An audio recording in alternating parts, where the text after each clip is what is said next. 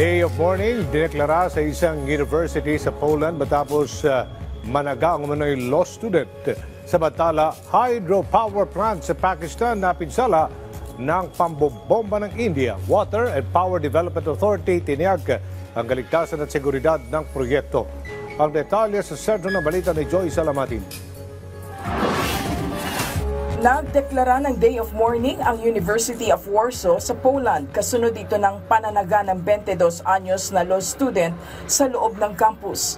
Patay ang isang babaeng staff na nagtatrabaho bilang security personnel pasado alas 7 ng gabi nang mangyari ang pag-atake habang rumoronda ang biktima. Sugatan din ang isa pang gwardya na nagtangkang umawat sa suspect. Agad naman nahuli at inaalam ang kanyang motibo sa krimen. Napinsala ang hydropower plant ng Pakistan kasunod ng inilunsad na pambobomba ng India sa border ng Kashmir. Giit ng militar ng Pakistan, malinaw na paglabag ito sa international law. Tiniyak naman ng chairman ng Pakistani Water and Power Development Authority na nananatiling ligtas gamitin ang infrastruktura sa kabila ng bahagyang pinsala na tinamo nito.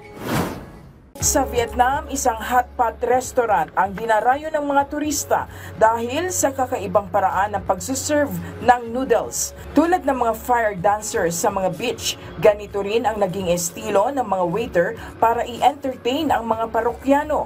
Pero imbes na apoy, mismong ang single strip noodle ang kanilang pinaiikot-ikot sa harap mismo ng mga customer bago nila ito ilagay sa hot pot soup. Sa ngayon, mistulang nagsisilbing tourist attraction ang nasabing dancing noodles. Joy Salamatin para sa Pambansang TV sa Bagong Pilipinas.